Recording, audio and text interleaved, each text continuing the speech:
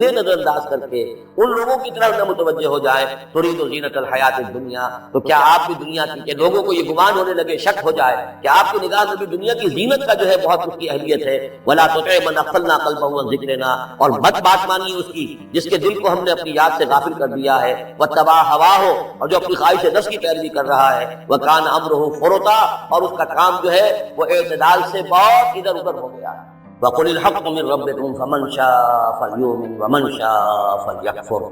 إِنَّا أَعْتَدْنَا لِلظَّالِمِينَ نَارًا أَحَاطَ بِهِمْ سُرَادِقُهَا صدق اللہ العظیم۔ اور پڑھا کرو اس میں سے کہ جو وحی کیا گیا ہے آپ کی جانب آپ کے رب کی کتاب میں سے،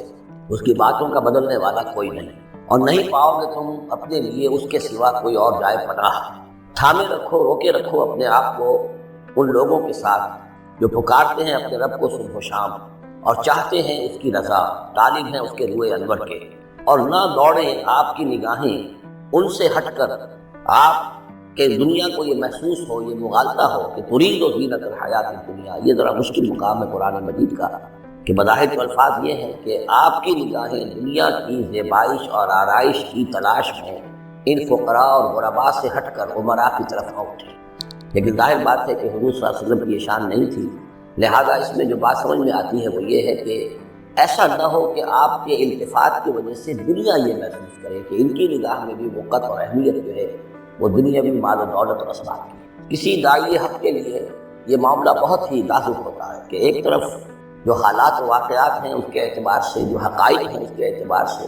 معاشرے کے جو اونچے طبقات ہوتے ہیں جو وہاں سرداری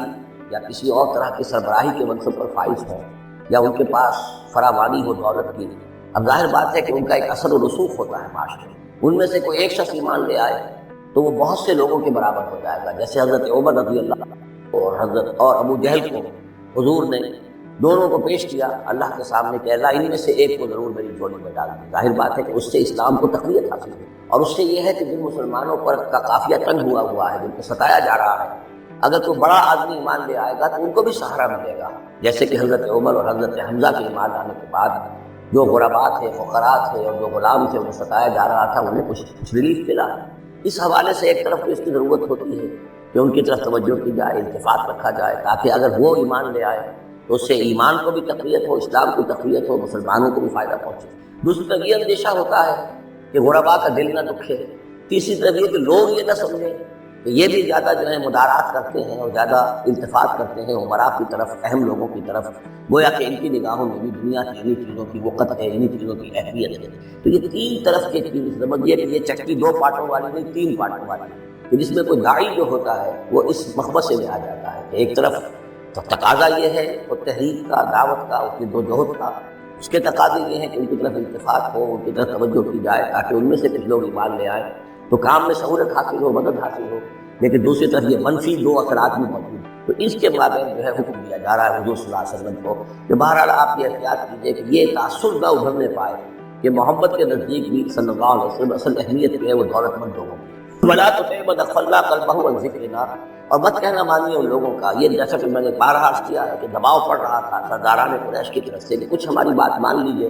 کچھ ہم آپ کی مان لیں۔ تو یہاں گویا کہ اس پہ پھر متنبہ کیا جا رہا ہے کہ جن لوگوں کو دلوں کو ہم نے اپنی یاد سے غافل کر دیا ہے، محروم کر دیا ہے، آپ ان کی باتیں سنیں بھی مت، ان کی طرف دھیان بھی مت دیں۔ ولا تطع من اغفلنا قلبه عن ذکرنا واتبع هواه وكان امره فرطا وقل الحق من ربكم۔ یہ جو مضمون ابھی ہم نے دوبارہ پڑھا ہے اس کو آپ دیکھیں گے کہ یہ 21ویں پارے کی آغاز میں پھر دوبارہ آئے گا کہ جب بھی شدید کشاکش کا دور آیا ہے تو اس میں یہی ہدایات اللہ تعالیٰ کی طرف سے آئی ہیں حضور کو اور حضور کے وساطت سے تمام اہل ایمان کو کہ قرآن مجید کے ساتھ تمسک جو ہے اور مضبوط کرو، قرآن مجید کے ساتھ اپنے تعلق کو اور گہرا کرو، اور اس کو پڑھنا اور اس کا جو ہے اس کے ساتھ جو ہے اپنے اوقات کا بسر کرنا، اس میں اور اضافہ کرو، اسی سے تم ان شدائد اور مسائل کا مقابلہ کر سکو گے۔ وَقُلِ الْحَقُّ مِن رَّبِّكُمْ، اور کہہ دیجیے یہ حق ہے میرے رب کی طرف، تمہارے رب کی طرف سے جو میں پیش کر رہا ہوں۔ وَمَن شَاءَ فَلْيُؤْمِنْ وَمَن شَاءَ فَلْيَكْفُرْ، اب جو چاہے ایمان لائے، جو چاہے کفر۔ یہ بالکل وہی بات ہے جو سورۃ الدہر میں کہی گئی ہے، اما شاکرا و اما کفورا، ہم نے پورا اختیار دے دیا، انا ہدیناہ السبیل اما شاکرا و اما کفورا، یہ اختیار ہم نے انسان کو دیا ہے، چاہے شکر گزار بندہ بنے، چاہے کفران نعمت کی روش اختیار کرے۔ تو یہاں انداز یہ ہے کہ آپ ان کفار سے کہتے ہیں کہ میں دعوت پیش کر رہا ہوں، اب تمہیں ایمان لانا ہے لاؤ، کفر کرنا ہے کفر کرو، لیکن بین کی کوئی بات نہیں ہو سکتی، کوئی گیو اینڈ ٹیک، کوئی جو ہے کمپرومائز سے ممکن نہیں۔ قل الحق من ربکم، ٹیک اٹ اور لیو اٹ، یہ حق ہے تمہارے رب کی طرف سے، چاہے اسے چھوڑ دو تو پورے کو چھوڑنا ہوگا، قبول کرنا ہے تو پورے کو کرنا ہوگا۔ فمن شاء فلیؤمن ومن شاء فلیکفر، انا اعتدنا للظالمین نارا، ہم نے ظالموں کے لیے، کافروں کے لیے، مشرکوں کے لیے آگ تیار کر رکھی ہے، احاطہ بہم سرادقها، اس کی قناتیں ان کا احاطہ کر لیں گے، وہ قناتوں کی شکل میں آگ ہوگی، ان کو گھیرے میں لے لیں گے۔ وَإِن يَسْتَغِيثُوا، اور اگر وہ پیاس سے جہاں بلب ہو کر پانی مانگیں گے، یغاثوا بماء کالمہل یشفی الوجوہ، تو انہیں ایسا پانی دیا جائے گا پینے کے لیے کہ جیسے مہل کا ترجمے کئی کیے گئے ہیں، کھولتے تیل کی تلچھٹ، لاوا، پگھلا ہوا تانبا اور پیپ وغیرہ، مان صدید ان میں، اور وہ اتنا گرم ہوگا یشفی الوجوہ کہ ان کے چہروں کو بھون دے گا۔ بیس شراب، بہت ہی بری شے ہوگی پینے کی، وساعت مرتفقہ، اور یہ ان کے لیے ان کی آرام گاہ جو بنے گی جہنم، بہت ہی بری آرام گاہ ہوگی۔ اس کے برعکس وہی سائملٹینیس کنٹراسٹ کا اسلوب، ان الذین آمنوا وعملوا الصالحات، جو لوگ ایمان لائے اور نیک عمل کریں، انا لا نضیع اجر من احسن عملا، ہمارا یہ اصول نہیں ہے کہ جو لوگ اچھے عمل کریں ان کے اجر کو ہم ضائع کر دیں، ان کا اجر بھرپور انہیں ملے گا۔ اولئک لہم جنات عدن تجری من تحتها الانہار، یہ وہ لوگ ہیں کہ جن کے لیے ہیں وہ رہنے والے باغات، ریزیڈینشل گارڈنز، جن کے دامن میں ندیاں بہتی ہوں گی، یحلون فیہا من اساور من ذہب، انہیں پہنائے جائیں گے وہاں کنگن سونے کے، ویلبسون ثیابا خضرا من سندس، اور ان کو وہ پہنیں گے وہاں پر کپڑے سب رنگ کے، باریک ریشم کے اور گاڑھے ریشم کے، یعنی اوپر کا لباس جو ہوگا وہ باریک ریشم کا ہوگا اور جو نیچے کا لباس ہوگا وہ گاڑھے ریشم کا ہوگا۔ متکئین فیہا علی الارائک، اور وہ وہاں پر تکیہ لگائے ہوئے، ٹیک لگائے ہوئے بیٹھے ہوں گے تختوں کے اوپر۔ نعم الثواب، کیا ہی اچھا بدلہ ہوگا، وحسنت مرتفقہ، اور کیا ہی خوب ان کے لیے آرام گاہ ہوگی۔ پانچویں رکوع میں ایک مکالمہ آ رہا دو اشخاص کا، ایک شخص وہ ہے کہ جس کو اللہ نے دنیاوی نعمتیں جو بھی اس دور کی تھیں بھرپور دی ہیں،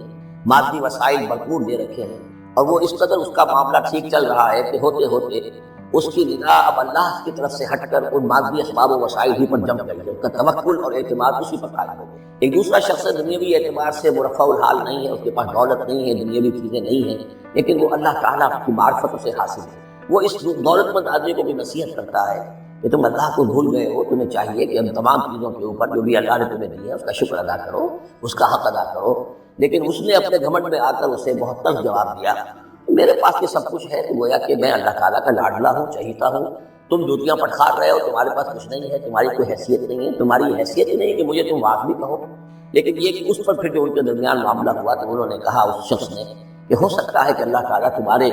سارے دولت کو اور مال و اسباب کو ضائع کر دے، لیکن یہ کہ اس نے کہا کیسے ہو سکتا ہے، میں نے سارا بندوبست ٹھیک کیا ہوا ہے۔ بہرحال نتیجہ یہ نکلا کہ اللہ تعالیٰ نے اس کی پوری دولت کو ایک طریقے سے ضائع کر دیا، اور پھر وہ اپنے ہتھیلیاں ملتا رہ گیا، کف افسوس ملتا رہ گیا، اور اس نے کہا ہائے کاش کہ میں نے اپنے رب کے ساتھ شرک نہ کیا۔ حالانکہ اس پورے رکوع میں کہیں کسی دیوی کا، دیوتا کا، کسی اور الہہ کا فحش نہیں۔ تو اس رکوع میں سمجھنے کی بات یہ ہے کہ ایک شرک ہے مادہ پرستی کا شرک، مادی اسباب و وسائل پر اتنا تکیہ ہو جائے، اتنا توکل ہو جائے، اتنا اعتماد ہو جائے کہ پھر اللہ تعالیٰ کو انسان بھول جائے، مسبب الاسباب پر سے نگاہ ہٹ جائے اور وہ سمجھے کہ سارا اعتماد اور توکل میرا ان مادی اسباب و وسائل پر ہے۔ تو یہاں گویا کہ اس نے ان مادی وسائل و اسباب ہی کو اپنا معبود بنا دیا۔ یہ شرک ہے جو اس دور کا سب سے بڑا شرک ہے۔ اس دور میں بت پرستی کا شرک بہت کم رہ گیا، اب ستارہ پرستی کا شرک کہاں رہ گیا؟ کون لوگ ہیں جو ستاروں کو پوجتے ہیں؟ اب تو انسان سمجھتا ہے ستاروں تک تو ہم پہنچ ہی جائیں گے، ہمارا علم تو پہنچ ہی چکا ہے، چاند تک ہم اتر آئے ہیں، چاند کو کون پوجے گا؟ یہ جو اب ساری جو ہے اب جو پوجا پاٹ ہو رہی ہے وہ تو مادہ پرستی کی ہے، وہ دولت کی ہے، وہ در حقیقت یا وہ نظریاتی طور پر وطن پرستی ہے، اس کا ایک شرک ہے۔ تو یہ اس دور کے شرک کو سمجھنا بہت ضروری ہے، اور یہ رکوع اس اعتبار سے کہ اس میں کسی دیوی دیوتا کا ذکر نہیں ہے۔ تو شرک کون سا کیا اس نے؟ وہ شرک یہی ہے کہ اس نے دنیاوی مال و اسباب اور مادی اسباب و ذرائع کے اوپر اپنے سارے توکل کو جو ہے اس کے ساتھ منسلک کر دیا، یہی گویا کہ اس کو معبود بنا لیتا ہے۔ وَاضْرِبْ لَهُم مَثَلًا رَجُلَيْنِ، ان کے لیے بیان کیجیے دو اشخاص کی مثال۔ جَعَلْنَا لِأَحَدِهِمَا جَنَّتَيْنِ مِنْ أَعْنَابٍ، ان میں سے ایک کو ہم نے دیے تھے دو باغ انگوروں کے، وَحَفَفْنَاهُمَا بِنَخْلٍ، اور ان دونوں کو گھیرے میں لیا ہوا تھا کھجوروں کے درختوں نے۔ اب دیکھیے کہ انگوروں کی بیلیں ہیں، اور چونکہ ادھر ادھر سے ہوا تیز نہ آئے تو کھجوروں کے جھنڈ جو ہے وہ چاروں طرف لگے ہوئے ہیں، تاکہ ان کے مابین جو اس کے انگوروں کی بیلیں ہیں وہ بڑی محفوظ ہیں۔ وَجَعَلْنَا بَيْنَهُمَا زَرْعًا، ان کے درمیان کھیتی بھی تھی، یعنی یہ کہ اناج کا سامان بھی ہے اور انگوروں کی بیلیں بھی ہیں، اور یہ کہ کھجوروں کی طرف۔ کلتا الجنتین آتت اکلھا، وہ دونوں باغات اپنا پھل دیتے تھے، ولم تظلم منہ شیئا، سال بسال پھل آ رہا ہے، سال ہر سال ہو گئے، ہر سال پھل آ رہا ہے، اس میں کوئی کمی نہیں کرتے۔ جب یہ چیز چلتی رہتی ہے تو آدمی کا خود بخود ایک توکل جو ہے وہ اس چیز کے ساتھ وابستہ ہو جائے، وہ بھول جاتا ہے کہ اس کی اللہ تعالیٰ کے فضل و کرم سے ہے یا اللہ کے اذن سے ہے، بلکہ یہ کہ وہ انہی چیزوں کو سمجھ بیٹھتا ہے کہ یہ دائم ہے اور قائم ہے۔ وَفَجَّرْنَا خِلَالَهُمَا نَهْرًا، اور ہم نے ان کے مابین ایک نہر بھی نکال دی تھی، آبپاشی کا بھی پورا نظام موجود ہے۔ وَكَانَ لَهُ ثَمَرٌ، اور اس کے میوے بھی تھے، یعنی یہ بھی تھا کہ باغ جو ہے پھلا ہوا اس وقت، انگور بھی ہیں اور کھجور بھی جو ہے درخت جو ہے لدے ہوئے ہیں۔ اور ایک اس کا مفہوم یہ بھی ہے میرے نزدیک زیادہ راجح ہے کہ اس کو اولاد بھی اللہ نے خوب دی، جیسے درختوں پر پھل لگتا ہے تو انسان کے لیے اس کی اولاد جو ہے اس کے پھل کی حیثیت ہے، تو گویا کہ اس کو اولاد بھی ملی تھی۔ فَقَالَ لِصَاحِبِهِ وَهُوَ يُحَاوِرُهُ، تو کہا اس نے اپنے ساتھی سے، ان سے وہ گفتگو کر رہے تھے، آپس میں گفتگو کر رہا، انا اکثر منک مالا واعز نفرا، میں تم سے کہیں بڑھ کر ہوں مال میں اور نفری۔ اب یہ نفری کے حوالے سے میں نے کہا لہو ثمر، اس کے بیٹے بھی تھے، اولاد بھی تھی، تو اس کے حوالے سے وہ نفری کی بات بھی کر رہا ہے، میرے بازو بھی بہت ہیں۔ ودخل جنت